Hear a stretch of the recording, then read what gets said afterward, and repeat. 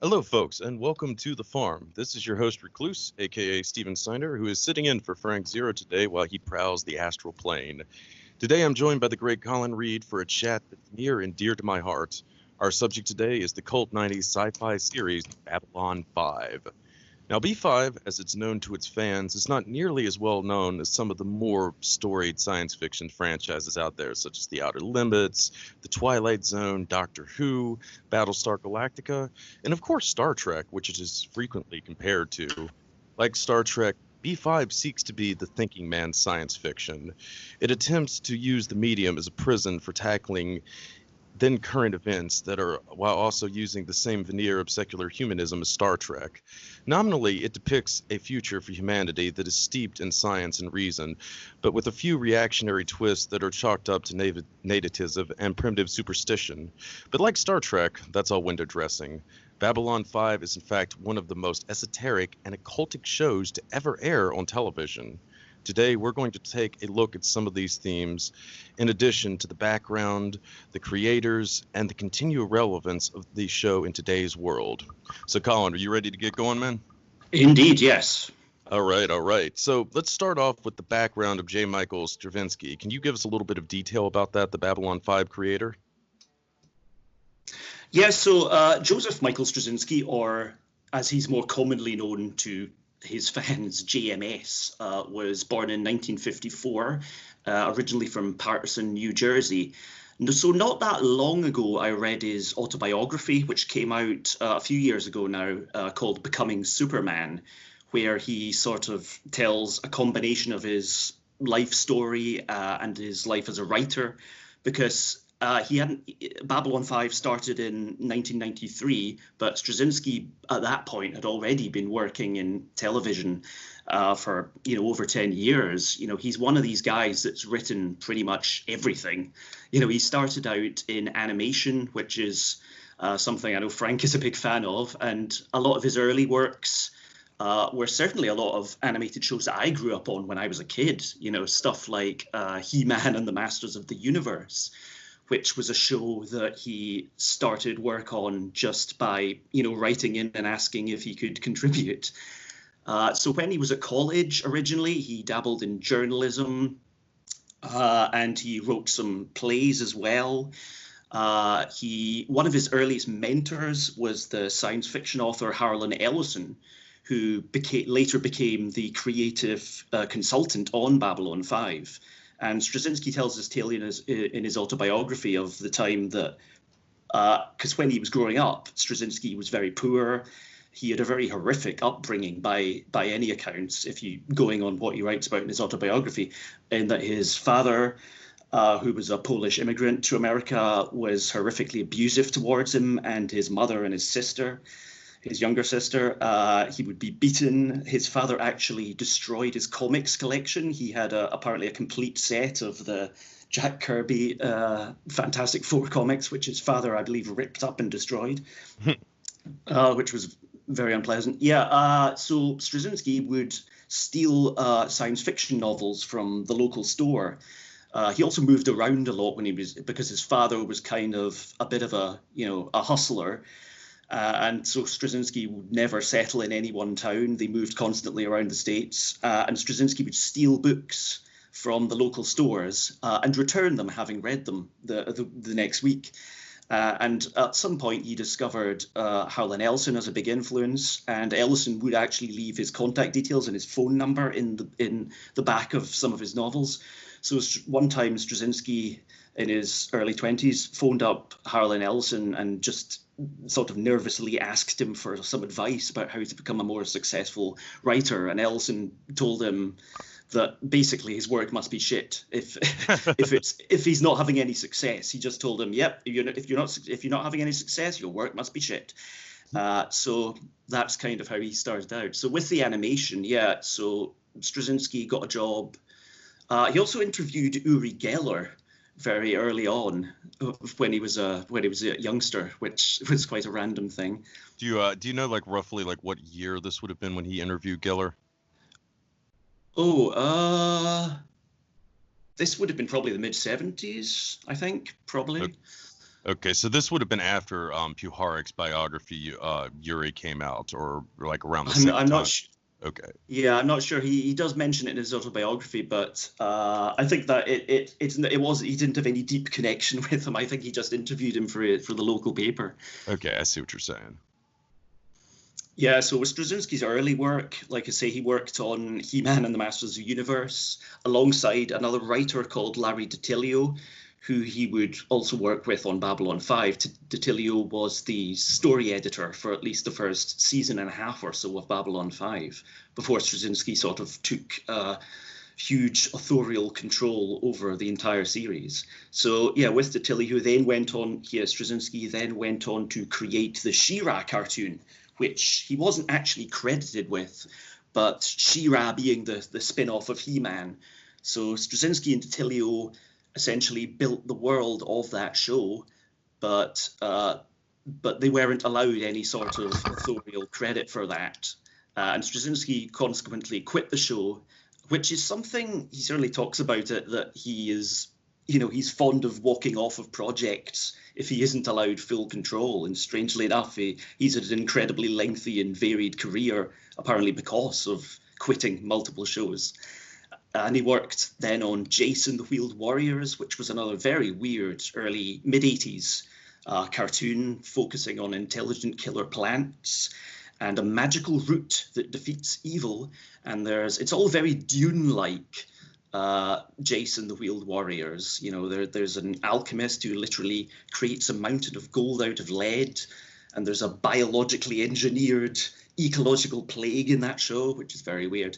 Not to interrupt you, but he went on to do Jeremiah, correct, for Showtime, I think, in the early noughts. Jeremiah, yes, which is a show I've never actually seen. That was another show. Really? I've only seen the first season, but it's very good.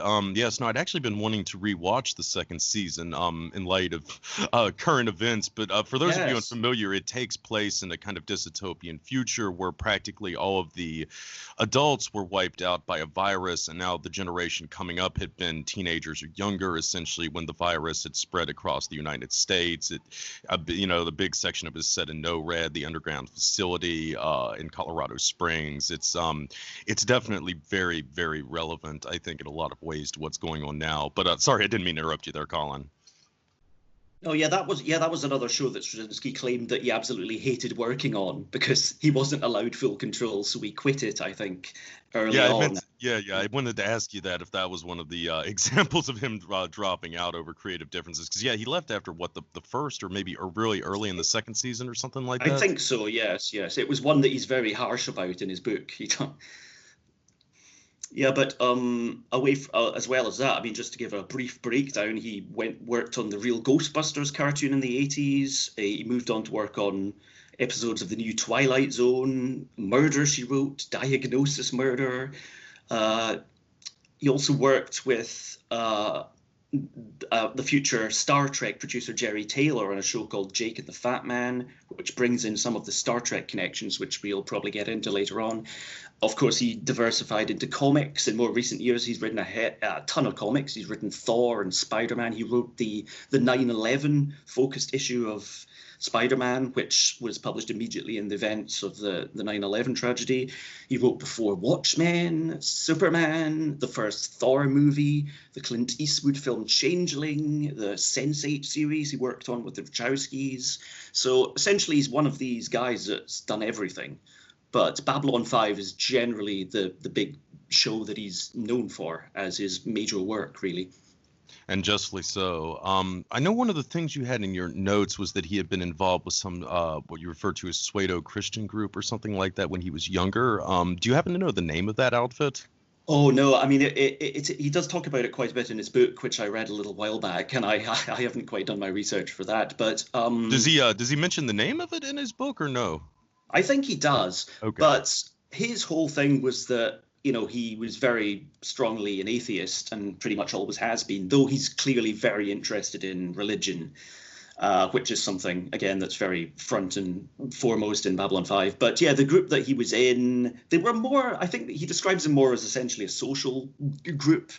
and he was largely involved because he was drawn into the group because of a girl he was slightly in love with, who was, was already a fervent member of this group. So, but I don't believe he has any mysterious religious beliefs that anybody knows about. Well, I was more interested if it had been a part of the, the Jesus Freaks movement, which was really big here in the States in the 1970s. And of course, there's a lot of interesting information out there about what exactly was behind the creation of the Jesus Freak movement, to put it mildly, as well. So the time frame, from what I gather from what you were saying, would be, kind of consistent when the Jesus Freak movement was really at the apex of its popularity. Sorry. But another thing I noticed from your notes too, you had said Angela Lansbury had some kind of involvement in the creation of Babylon 5, or at least she had said laid the groundwork for it or something. Can you tell us about that? Well, yes, mainly because Straczynski, I think he was the story editor on Murder, She Wrote. I think he worked on that for a couple of years. And this was at the time he had been working on, well, he'd essentially been putting the idea for Babylon 5 together for a number of years in the late 80s, going into the start of the 90s. And apparently he was sat down with Angela Lansbury and he was telling her about his amazing new show that he was developing. And I think she really sort of enthusiastically suggested that he leave work, that he stopped working on Murder, She Wrote, so that he'd go and do his own thing. So essentially, that's what, again, he speaks about in his book, that he sort of credits her with being one of the reasons that Babylon 5 did happen, because he sort of quit quite a lucrative job on Murder, She Wrote to go and create his own show. That's very interesting, and from a synchronistical level too, especially in light of the fact that she, besides Murder, She Wrote, probably the most well-known film that she was in was the original version of the Manchurian Candidate, of course, the mind control classic, where she is the handler of a sleeper agent, and also his mother. That's certainly interesting in light of how much mind control is a reoccurring theme throughout the B5 franchise as well. But moving along here, I know you had mentioned that the Star Trek franchise, there was a lot of close overlap with B5. Could you give us a little more detail about that? Yeah, so as I was saying there, Straczynski had come up with the premise for his own show, which was Babylon 5. And in, I think, about maybe 89, at least the year 1990, he was shopping around various television networks. And he had written essentially, I think he had the script for the first episode and something of a show Bible, that was breaking down his idea for a 5-year story arc. And that's the other thing about Babylon 5, that it kind of came along in a point in, at least in specifically American television history, where it was the mid-90s, and because of changes and advances in technology, the idea of telling a continuous ongoing storyline in a TV show was becoming a viable thing that would happen. And Straczynski, he always described Babylon 5 as a novel for television. And initially that was one of the things that put some people off, that at least when he was trying to sell the show. So the story was that he went to Paramount with his pitch for Babylon 5, and he was turned down. But sort of as with Star Trek, because of course Next Generation came along in the late 80s and sort of gave a sort of a rebirth in television science fiction. There was a number of sci-fi shows that came along in the wake of Star Trek The Next Generation being a big hit. And so essentially the people who were working on Star Trek and were working on Next Generation, and at that point in the early 90s were currently developing the exact timeline of the crossover between Babylon 5 and Star Trek Deep Space Nine is a little bit muddy.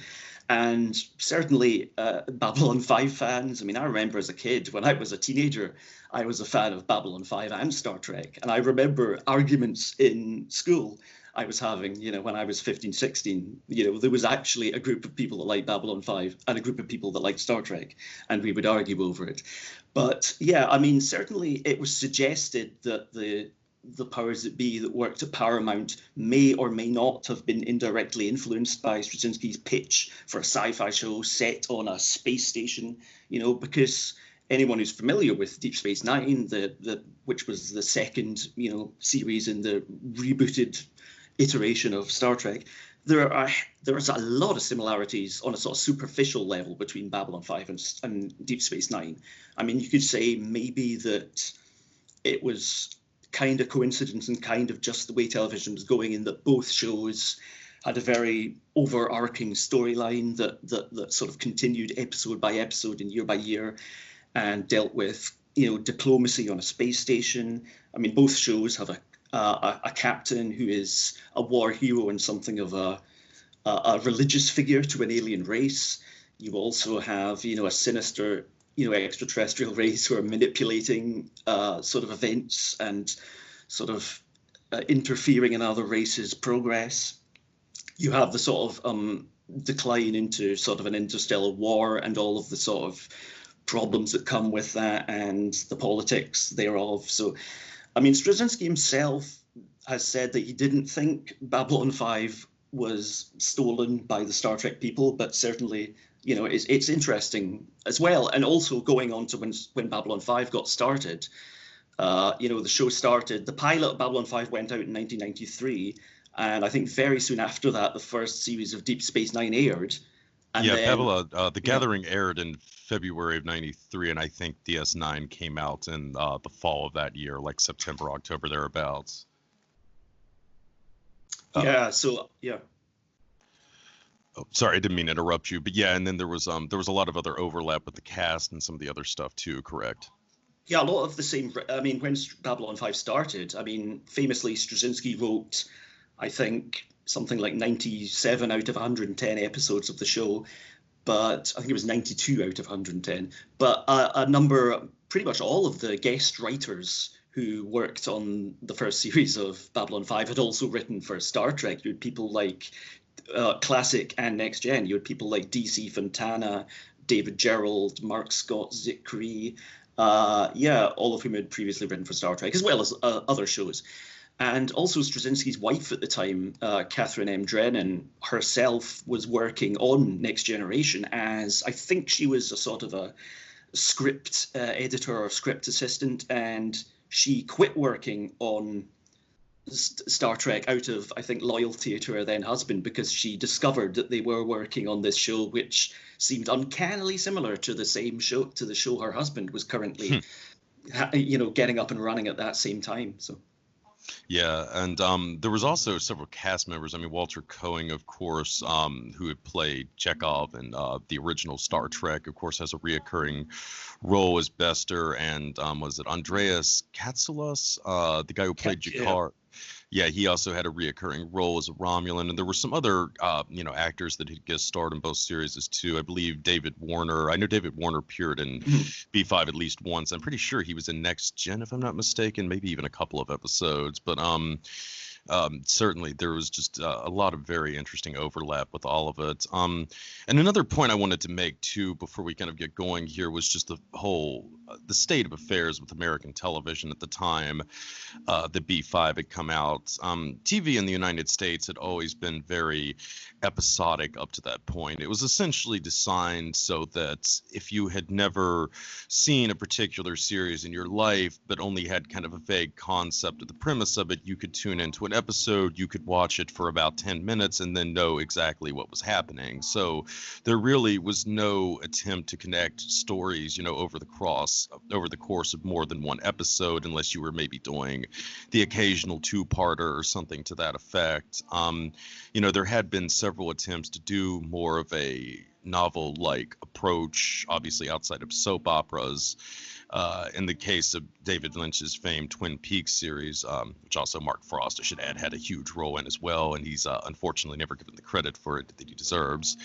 But Twin Peaks, of course, it had a lot of issues with that, and I think a big factor behind that was that Twin Peaks had come out slightly before the rise of the internet. Certainly, I've always thought that B5 really benefited tremendously from the internet essentially emerging concurrently with it. And now, fans had a way to track the storyline and the message boards and the, groups and that type of thing, which was probably instrumental to a lot of its success and its ability to attempt this really, really ambitious storyline. And it was huge. It really changed the game for what you could do with television. And you start to see its influence with these just epic storylines that flow over the course of multiple seasons and episodes and so forth, factored into shows like the X-Files and other, much bigger ones from the 90s. And of course, now in the 21st century, I mean, this is, it's pretty much the norm. You only really do purely episodic shows now if you're, doing an anthology or something like that. So it was very much a revolution at the time. But anyway, let's get back to some B5 now. So one of the things that stands out a lot is that JMS was clearly a big fan of the Arthurian cycle. Can you give some examples of how that shows up frequently in both B5 and one of the spin-off series is Crusade?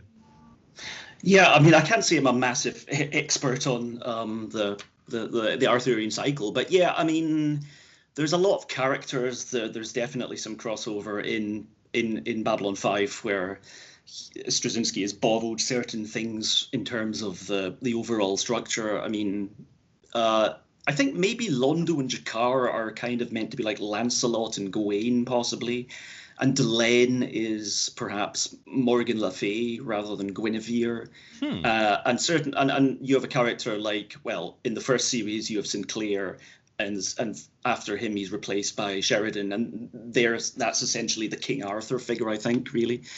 And also you have the Rangers, who are kind of like these Knights of the Round Table, I guess. And Babylon 5 itself is essentially Camelot, I guess, on a sort of basic level. Yeah, and then of course Crusade. Well, in Crusade, the ship was called Excalibur. Oh yeah. And then of course, the captain in that one has a kind of Merlin-like figure, one of the Technomages, who is an advisor. And yes, of course, Babylon 5 inevitably had its own Holy Grail-centric episode. So certainly, I mean, that was a big factor in some of the things that Straczynski has worked into both B5 and the spin-offs. But besides the Arthurian cycle, what are some of the other mythological influences that you are detecting in B5, Colin? There's a lot of stuff. I think because Straczynski's a very widely read and very knowledgeable guy, he was pulling a lot of stuff. I mean, I think he's very au fait with a lot of military history. I mean, just in non-fictional terms, I think there's a lot of references to like particular battles from the Second World War which come up and are referenced. There is that thing as well in the first series where Sinclair mentions that his family line goes back to fighter pilots during the Battle of Britain, and maybe that is sort of linking into sort of more memorable Earth history as well as the idea of this lineage and ancient time. Certainly with Babylon 5, I mean, one of the key things is that it's a moment in time, Babylon 5. It's a 5-year saga with all of these epic battles and conflicts and wars and heroics and sacrifices, but it is just a brief period in time, and there are episodes that refer to, more stuff will happen in the future and stuff has happened in the past. But in terms of the fictional influences as well, I think you see quite a lot of Frank Herbert's Dune. Maybe even the David Lynch film in terms of some of the visuals. I mean, certainly the Centauri race kind of a flavor of Harkonnen about them. And I think Straczynski was also obviously pulling from stuff like Star Wars and the novels of E. Doc Smith and like Clarke and Heinlein and Asimov and those sorts of figures. There also seems to be a bit of a Lord of the Rings influence too. Of course, know in the Technomage episode in B5, they have they quote the famous, what is it? Do not trifle in the affairs of wizards, for they are subtle and quick to anger, or something to that effect. I watched that one recently. I think he pretty much steals the exact line. I don't think he changes it. Yeah, I mean, you have a character called Lorien who shows up in a later season. You have Zahadum, which is a bit like, is it Khazad-dûm or whatever? Again, I'm not a big Lord of the Rings fan, but I appreciate, its influence, certainly. And Straczynski was upfront in saying that a lot of the structural stuff, was essentially Babylon 5. You could just say that it is like, it's a science fiction version of Lord of the Rings. A lot of the sort of character roles are similar, and, in terms of individual characters being tempted by, to go over to the dark side. Well, I guess that's Star Wars. But yeah, certainly the story arc of Londo Mollari and his sort of temptation by the influence of the shadows is kind of a little bit like, Gollum and being tempted by the ring and everything. Oh, absolutely. Another thing that occurred to me too, Harlan Ellison, one of my favorite B5 episodes is I think it was one of the ones that he wrote most directly, where Jack the Ripper essentially appears in it as an emissary of the Vorlons. And this was, if I'm not mistaken, it was based on one of Ellison's more popular short stories from the 60s. It appeared in that famous anthology, which name escapes me now. Am I remembering that correctly? You totally cut out on me there. Were you referencing the story that influenced Terminator, maybe? Oh, no, I'm talking about the Babylon 5 episode, the one where Jack the Ripper shows up. Oh, yes. So I believe that was based on one of it was Ellison's conception of Jack the Ripper, if I'm not mistaken, where he had written a short story, I believe, in the 60s, and essentially Jack the Ripper had been taken into the future or something to that effect, and now this kind of seems like it was meant as a bit of a continuation to that. It may have been, certainly. I mean, Ellison only actually co-wrote a single episode of Babylon 5, but he was as you said, I think he was a conceptual consultant.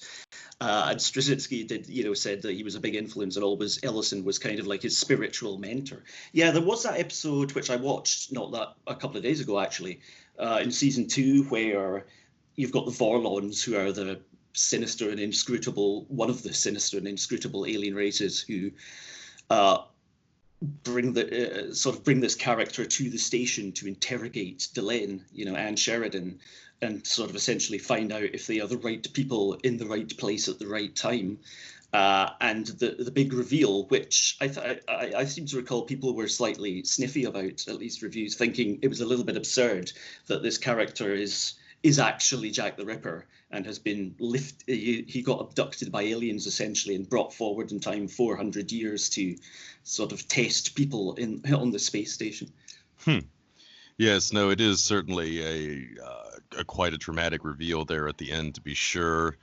Well, okay, let's shift gears a little bit and talk about some of the 90s conspiracy tropes and so forth, which seem to appear rather prevalently in Babylon 5. Of course, you can kind of look at the Security Council itself stationed at Babylon 5. It's, and they even reference this directly in the show. It was essentially modeled upon the Security Council of the United Nations. And the major races that are present there are pretty much stand-in for human civilizations. Of course, the Earthers are supposed to be the United States, as this type of thing always goes. The Centauri are a representation, in a sense, of the British Empire, and maybe to some extent the Romans as well, and some other European colonial empires that are effectively in decline. Excuse me. The Narn are essentially the Islamic world. And the Minbari are, I would say, probably a bit of a combination of Chinese and Japanese culture. Certainly, there's a lot of allusions to them and Far Eastern spirituality and that type of thing. And then you have the League of Non-Aligned Worlds, which is essentially a stand-in for, the underdeveloped world, or whatever, we're currently calling it now.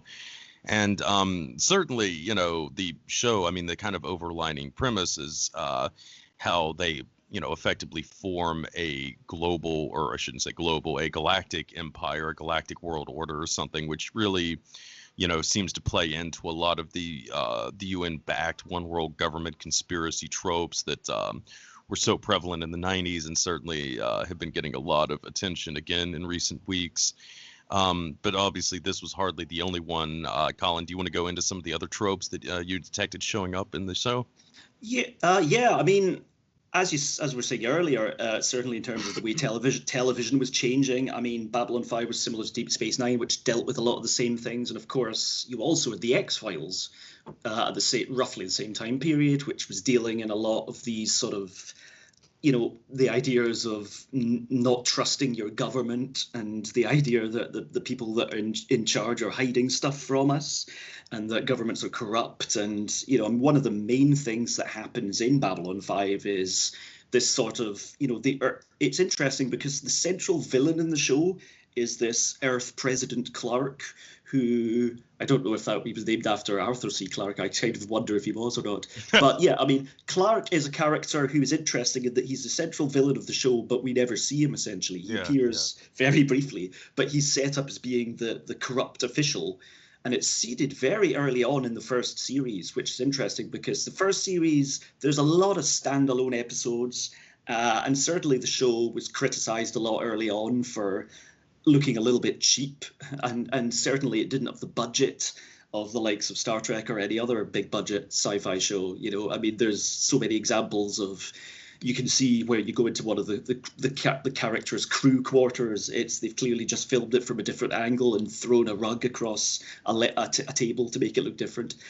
And indeed, some of the acting is of the 90s. It's a little bit ropey and questionable, but with that first season, there's a lot of stuff that is seeded and made, even in terms of like background stuff. You'll hear news reports playing in the background that refer to the independence of the Mars colony and the Mars colony, which I think that's lifted from Asimov. Only recently I was reading some of Asimov's early robot stories, which also influenced Data in Star Trek, another connection. But Asimov's robot stories had this whole thing about, the people who are living on other worlds, who had colonized other worlds, had become distinctly independent from Earth.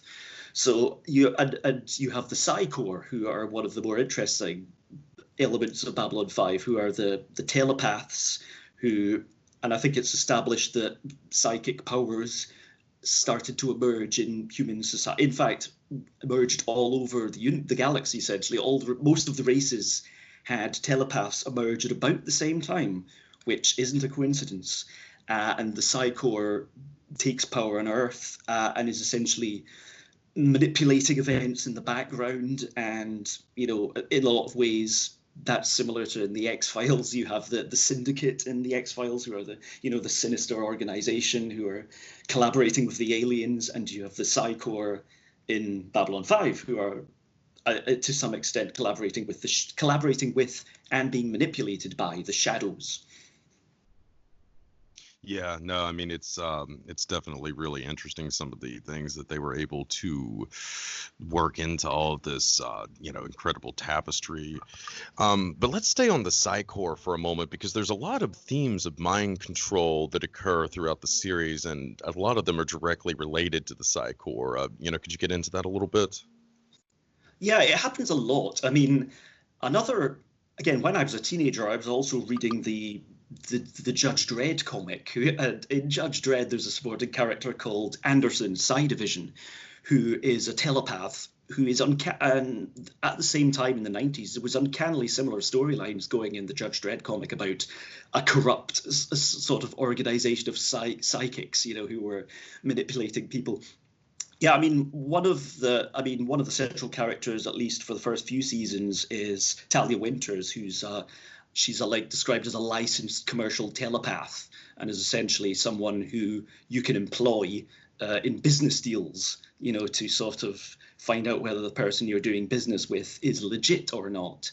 And she becomes kind of estranged from the Psicorps, who are, at least in terms of the show, they're led by this character Bester, who is actually called Alfred Bester, again named after another science fiction author. Yes, the author of the great, what is it? The Star Is My Destination Be, I believe. Yes, yeah, which is great, also known as novel. Yeah.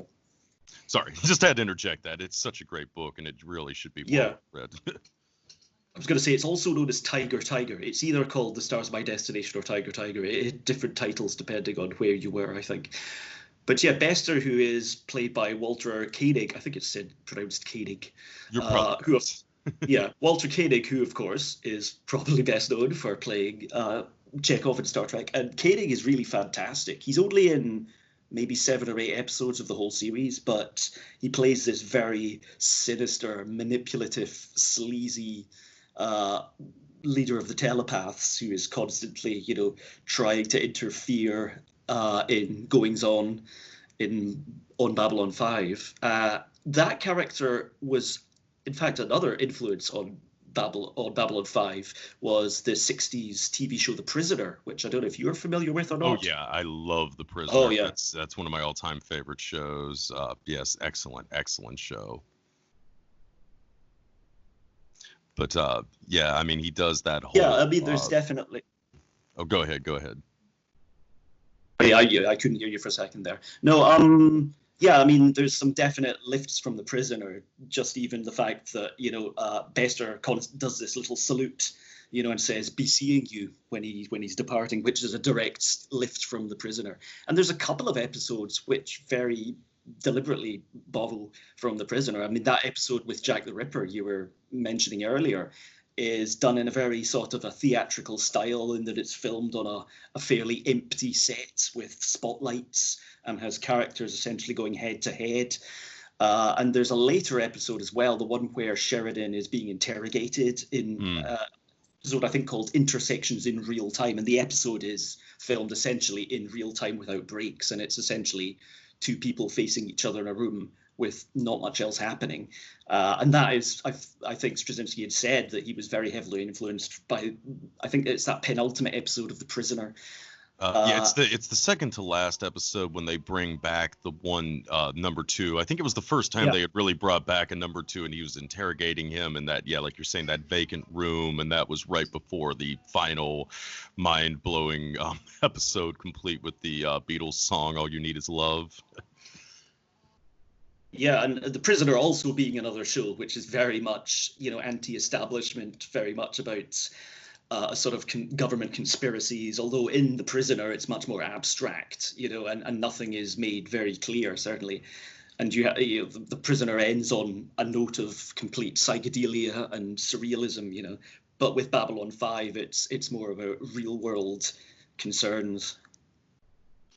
Now, what about the potential for the creation of super soldiers? Because that seems like certainly with the Psicorps, it's a reoccurring theme. Of course, there's the telepath. I think Ironside was his name, who had been Talia Winters' lover at one point. They had done experimentation on him to massively increase his psychic ability. In a later episode, I think it was Dust to Dust, we find out how they had been creating this narcotic dust, which enhances the telepathic capabilities in humans, potentially to increase the greater percentage of telepaths in the populace. And well, obviously, I mean, you kind of argue the whole the emergence of the telepaths, as you were alluding to earlier, was almost really, I think, in a sense, a kind of super soldier program that the Vorlon were running as well.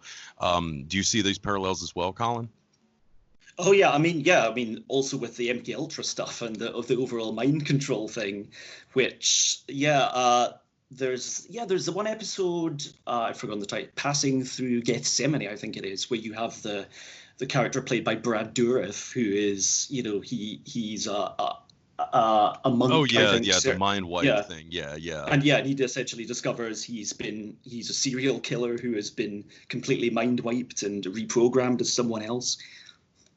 Yes, no, that's just to interject, but that's an interesting aspect of the show. Essentially, in Earth Justice, when you have a violent criminal, somebody who in our current society might be sentenced to death, instead they're sentenced to death of personality, which involves having their every memory that they have wiped by a Psicorps officer, and then a new personality reimplanted over the one that had just been eliminated. To clarify that for you guys out there. But anyway, Colin, sorry, I didn't mean to interrupt there. Yeah, and I don't know if it's a spoiler or not, given the show's coming on for 30 years old, but yeah, there's certainly a central character who I remember it being a very shocking reveal at the time when I first saw it, a character who you think is a good guy, but it turns out they've been a mind-controlled spy all along, and they're triggered and they have their personality wiped, and then they're just gone from the show, which certainly was very shocking at the time. And that is another thing that is part of the makeup of the show. as you're saying about things being episodic, there's no reset button with the show. If characters change and, at the start of the show, there are characters you think are going to be heroes, and by the end of the show, they're villains, and vice versa. Absolutely. In that sense, it is a lot like, to give a more recent example to the listeners out there, a bit like Game of Thrones, where you have certain characters in the beginning that might seem like they were fairly minor characters that prove to be very significant later on. Other ones who you think are going to be hugely crucial to the storyline, who just kind of leave after a season or two, and then you don't hear from them again, or they only appear in 1 or 2 episodes. So, yeah, it's again, it really is a testament, I think, to just the quality of storytelling that JMS was embarking upon in this particular era. I mean, we kind of take this stuff now for granted, but it just was not the case back then. But anyway, I want to move along to one of my favorite aspects of the show, and that is the conflict between the Vorlons and the Shadows. And the Vorlons specifically, I think, are, to me at least, the most fascinating aspect of this show. Effectively, the Vorlon are an extraterrestrial species that is so advanced, they're essentially godlike. And in fact, when they appear outside of their encounter suits, they do visually appear to the different races as gods from their various mythologies and pantheons and so forth. The Vorlon are beings of pure energy. That's the degree of technological advancement that they have achieved by the time the show opens. And it's interesting to me because as the show unfolds, originally we're sort of presented the Vorlon as being this benevolent species that's kind of stoutly guided the developing races in a positive direction. But in point of fact, we find out that they very much manipulated everyone, and had even tinkered at us with, both human beings and other species at a genetic level, and so on and so forth. And I find them to be a very interesting parallel to a lot of the contactee cults and so forth that have really proliferated in the United States and beyond since the 1950s. Of course, there's a lot of reoccurring themes that you see in a lot of these contactee cults, with beings of light, references to Atlantis, the Great Pyramids, and this, of course, glorious future that we're heading towards that's going to be beneficial to everyone, and a new golden age or something to that effect. The Vorlon certainly, play into all of this.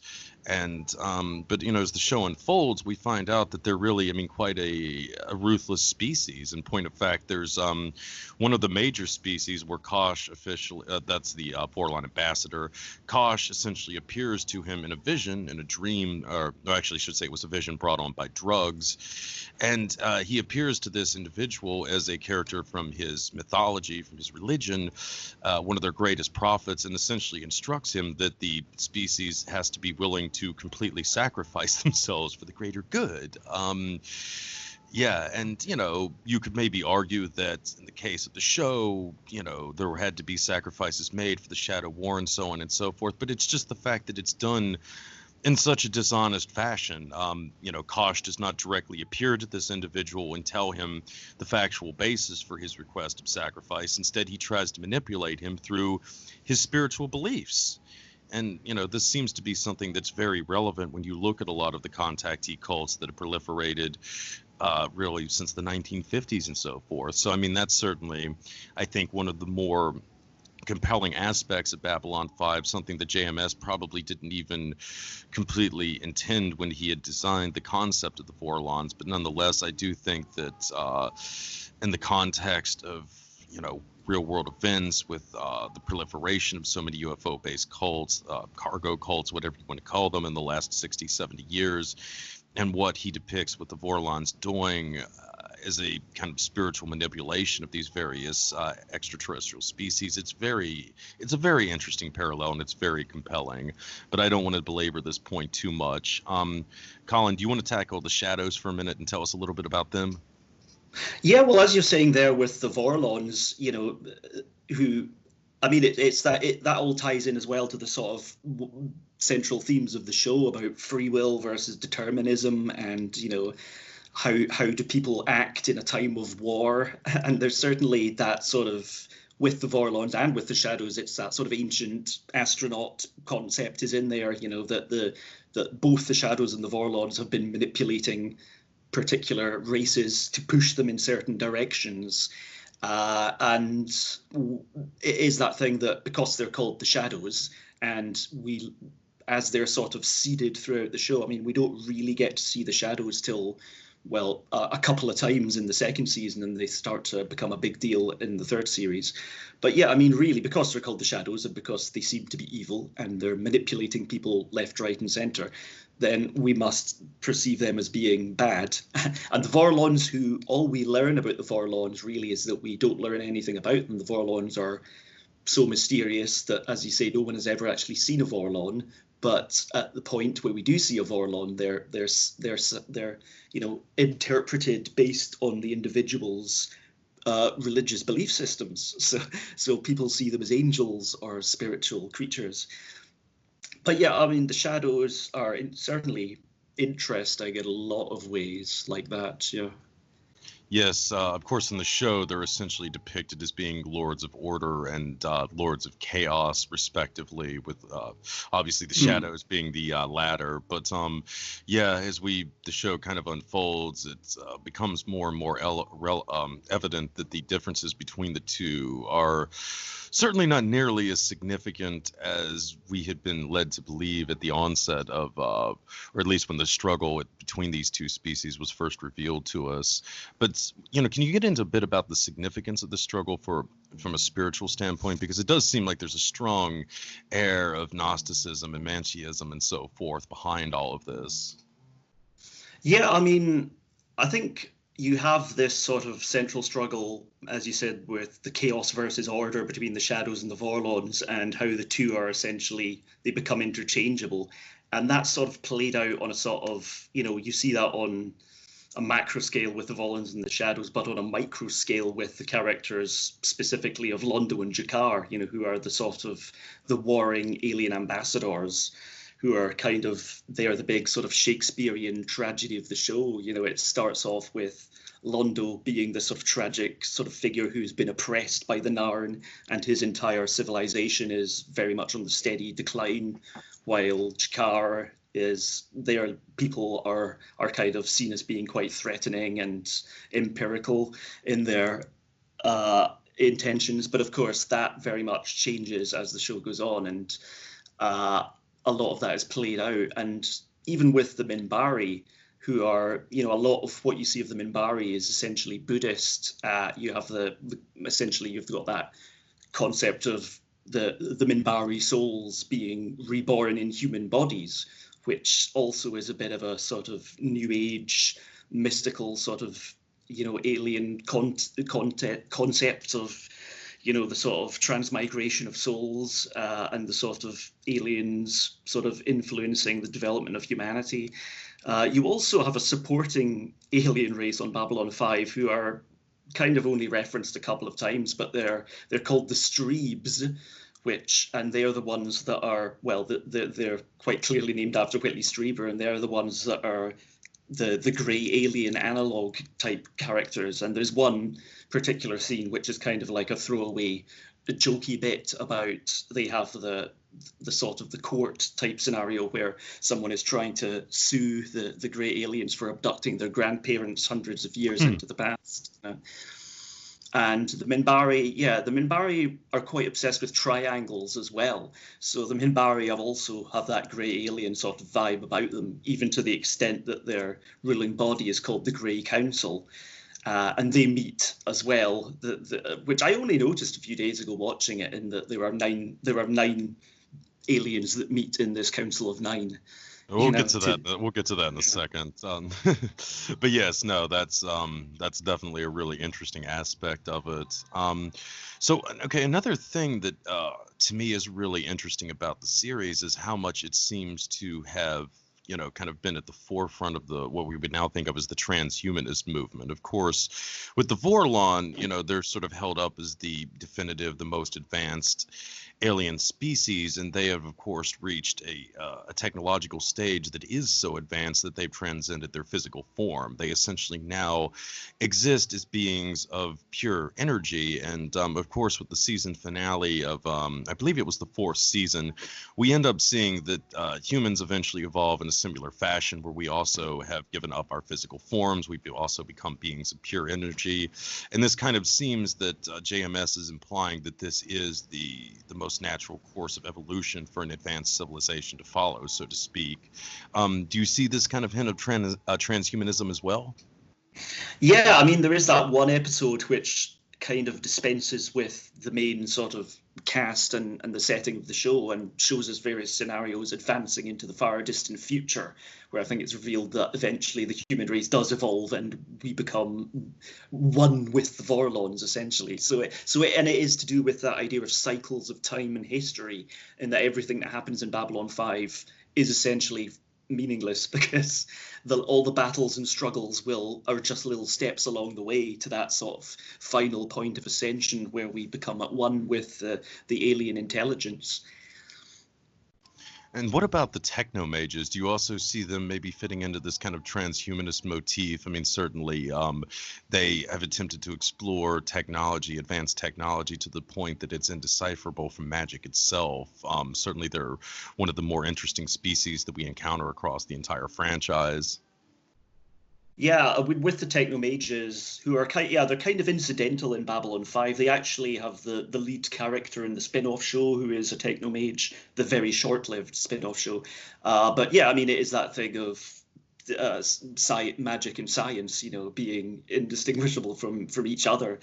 And certainly with Babylon 5, it's kind of it's a science fiction show that isn't hard SF. It's certainly tends closer to fantasy, in terms of its sort of overall feel and makeup. Now, okay, so let's shift gears a little bit and go to the people behind the scenes, and specifically some of the actors. It seems like there was a heavy price paid by a lot of people involved in this show. Of course, I know you had mentioned that quite a few of the cast members had problems with substance abuse. Could you go into that a little bit? Yeah, well, I guess this is one of those it's more sort of a behind the scenes thing. And I know you wrote a post about this a while back. And whether people said it was like a curse of Babylon 5, a number of the actors are no longer with us and have died slightly before their time. Well, you have Jerry Doyle, who played the security chief, Garibaldi. He was, again, Straczynski talks about this in his autobiography, that apparently Straczynski wrote the storyline where Garibaldi becomes an alcoholic or lapses back into being an alcoholic because Jerry Doyle was himself struggling with drink problems that apparently would contribute to his death a number of years later. You had Claudia Christian, who was Susan Ivanova. She also wrote an autobiography where she talks a lot about her drugs and alcohol problems, which were very serious and very much destroyed her career, at least the way she talks about it. Was that just out of curiosity, was that a factor behind her leaving somewhat abruptly after the 4th season? It may have been, yes, because I mean, she says it was kind of, I remember it being a bit of a mystery for a number of years. There was different people at different stories, because she abruptly gets dropped at the end of the 4th season. And the intention had been, of course, for her to carry on. But I think there was some sort of a contractual dispute, which she talked about, and she said that they were trying to cut her pay. And she had also wanted to do less episodes in the 5th season. Apparently that was the reason. She wanted to do less episodes, but they wanted her for the full season. And in the end, they wound up, casting a new character who was only in a few episodes. But yeah, she had very serious drink problems, which she consequently recovered from. And the other one was Michael O'Hare, who was the lead in the first series. He played the Commander Sinclair. And this was something that only came out 20 years after the fact. JMS spoke about it at a convention, which was, I think it was the 20th year anniversary of the show, where he spoke that Michael O'Hare, who was the lead in the first series and also abruptly left the show, was suffering from very serious mental health problems and had what would again be called schizophrenia, and he was reportedly, getting messages from magazines and thinking that people were, voices in his head were telling him to do stuff, and Wow. apparently and apparently that was very difficult during the making of the first series. I know a lot of people were very skeptical about his acting performance and that he was a little bit wooden. I mean, sometimes he is, sometimes he isn't. And, I think a lot of his performance, because he was a quite well-established actor at that point, and after leaving Babylon 5, his career essentially ended, and I don't believe he did any work after Babylon 5. So, and he died, a few years ago, and apparently he never got over his struggles, so. See, I had heard too that he and Jerry Doyle really didn't get along very well either. I know after I had read that, going back and rewatching a bit of the first season, it did seem like there was a little tension in a couple of the scenes that they do together, which was a bit odd because obviously the two characters, Sinclair and Garibaldi, were supposed to be very close friends for a very long period of time as well. But yes, that does kind of make sense in the context of having schizophrenia. Well, then he was an alcoholic too, so yeah, that must have must have been a bit of an interesting collaboration. So you have your three, essentially the lead human characters. You have two alcoholics and someone who has got mental health problems working together. So I mean, I imagine that might have been. It's a miracle the show kept going, given the sort of the behind the scenes shenanigans. Yeah, and Colin had kind of alluded to this, but I wrote a post a couple of years ago, essentially on the possibility of there being a Babylon 5 curse, and it's really startling just how many of the actors have died somewhat prematurely. Of course, I think the first was Richard Biggs, who played Dr. Stephen Franklin, who I think it was complications with surgery or something that he had passed away as a result of, and he was only, I think, like 48 or something at the time too. Andreas Katzeloff followed, who had played Jakar. In his case, that wasn't as shocking because he was apparently a very, very heavy cigarette smoker and had been done in by lung cancer. But and then you had Stephen Furr, who had played Beer, who had died from complications of diabetes. Of course, during the show, he had been quite heavy when it originally started filming, but because of the family issues that he had had with diabetes, he had to slim down dramatically as the show went on for the sake of his health. But unfortunately, he still died quite prematurely. As you alluded to, Jerry Doyle died. The guy who played Zach Conway, I think it was Jeff Conway, maybe had died. I believe he was also. Oh yes, he was also. Yeah. Another guy with major substance abuse problems. So yeah, I mean, it's really quite sad too. Of course, I'm probably not the only B5 fan that would had been kind of holding out some hopes maybe for a reunion at some point, or to do the long gestating movie project JMS had pitched. What was it, Legends of Shadows, I think. But with so many major cast members that have died. Of course, some of them like Michael O'Hare and Zach weren't the most significant to the overall story arc, but it would just be almost impossible now to do something without Garibaldi or some of the other characters whose actors have specifically given up their mortal coils. But it is very sad, and I do find it quite curious that almost a third, I think, of the cast has died prematurely. Does sort of beg the questions: what exactly were they tapping into on a synchronistic or psycho level or something to that effect? It is very strange. But anyway, let's shift gears a little bit and talk briefly about the civil war that grips Earth during the third season and really kind of becomes the central plot point going into the second half of season 4. Can you tell us a little bit about that, Colin, and how it's still relevant today in a lot of ways? Yeah, I mean, really, that is another thing that's central in the show is legacies of conflict, the sort of the after effects of colonialism, and when conspiracy becomes currency, really. And you've got the rise and fall of totalitarianism, really, is the main thing, because you have this backstory, really, with what's going on Earth and what's going on Mars, which essentially sets up what happens on the station, in Babylon 5. when martial law is introduced on Earth by this corrupt Earth president, who is, being manipulated by foreign forces. So nothing at all like the present day. Babylon 5 itself sort of becomes secessionist and moves away from working with Earth. And you have that one really ingenious episode, I think it's called And Now for a Word, which is the one that is presented as essentially a Fox News broadcast. Oh, yes. Yeah. INS, yeah. That's a really good one. Yeah, it's sort of very heavily biased news broadcast from the station that attempts to, sort of smear our heroic central characters and sort of, which is very interesting. What was the big reveal at the end that they were trying to allege, like, what they had been selling human body parts or something like that to aliens, or I can't remember exactly, but yeah, I mean, there is the whole backstory with the Psicorps who are, essentially you have the aliens manipulating the Psicorps and the Psicorps manipulating the Earth government, and then the Earth government manipulating Babylon 5. So you have these layers upon layers of sort of governmental structure, Oh, absolutely.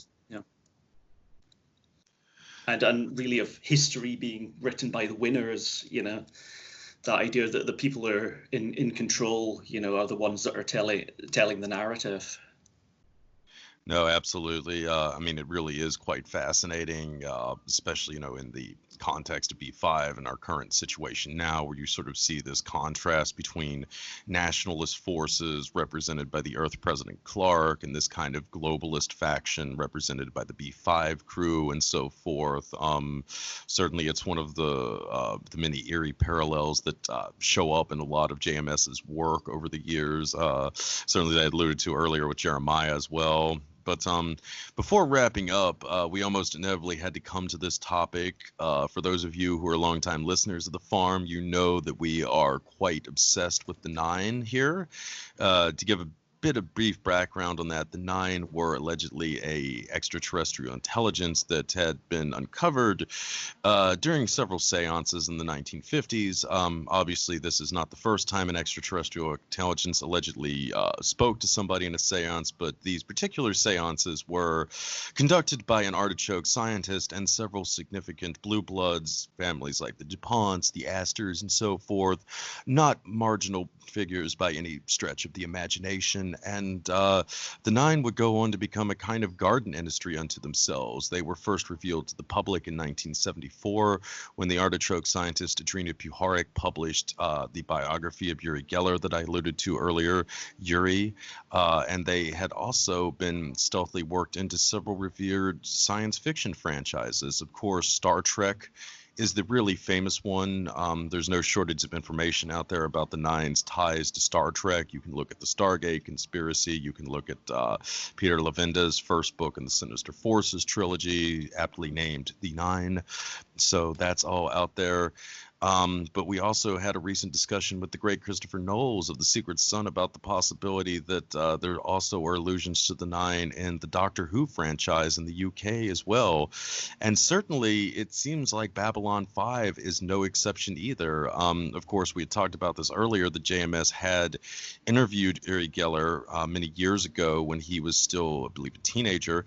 And of course, he had also had some close affiliation with the Star Trek franchise. And there's also, of course, the strange, parallels between DS9 and Babylon 5. Of course, Deep Space Nine, as the title alludes, may be the most Nine-centric of the Star Trek franchises, especially with the characters of the prophets. The Nine themselves were believed to be a species that was so advanced that they had transcended physical form. In some accounts, their consciousness still existed in a spaceship called Spectra that was hovering the Earth.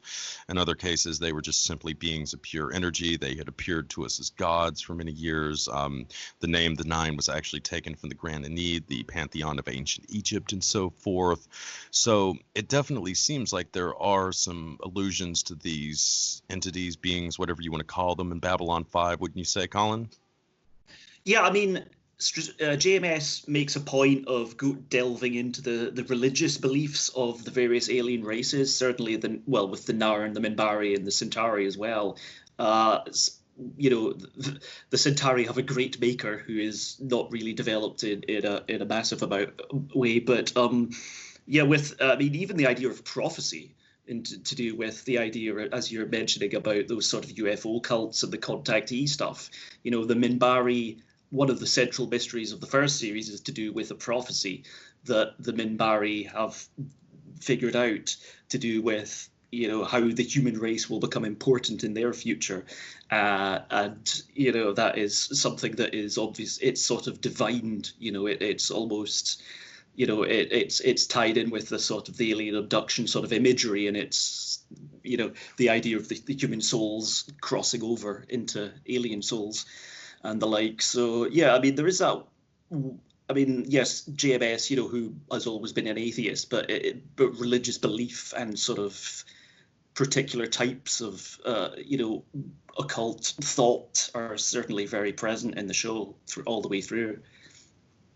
Was you alluded to earlier too, of course, the Minbari are ruled by the council, the Grey Council, which of course, as you kind of get it at earlier, they're also referred to as the Council of the Nine, which was also a title that was sometimes applied to the Nine themselves as well, which is very interesting. And of course, the Vorlon in a lot of cases, could be seen as the Babylon 5's particular incarnation of the Nine. There are, I would say, certain parallels with the Prophets of DS9 that was out there concurrently, and certainly some other interesting parallels as well. So yes, it is very strange when you start looking at a lot of these great science fiction series, how they all seem to kind of come back to this whole phenomenon with the Nine that's been gestating now for almost 70 years, and maybe making a bit of a reappearance with Star Trek Picard and the Hellier phenomenon and so forth.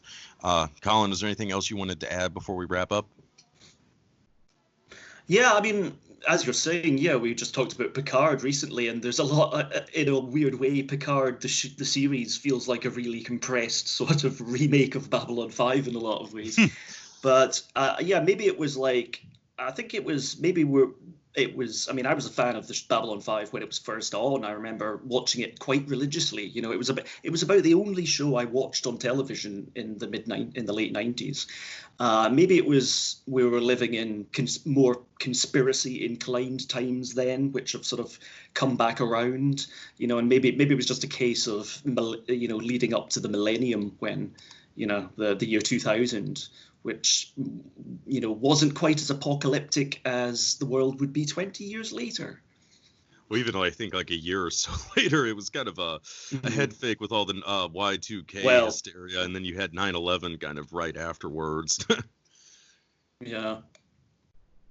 But it was it's definitely a great series, and for those of you listening who have not checked out Babylon 5, again, I highly recommend it. It's certainly one of my all-time favorite shows. It's kind of the trifecta of 90s science fiction shows that I've really lived by for most of my life, along with the X-Files and Twin Peaks. I guess Twin Peaks wasn't necessarily a sci-fi, but close enough though. Well, Colin, I want to thank you so much again for coming on. This has been a great chat. Hopefully we can do this again sometime soon, and I'm sure we can probably find a couple of other sci-fi shows to riff on without too much trouble.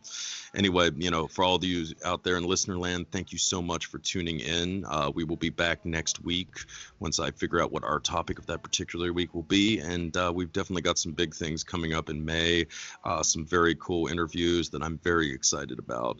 So anyway, Colin, thanks again for having us on, and to all of you out there in listener land, have a good night, good morning, or good evening, or wherever you happen to be. Signing off now.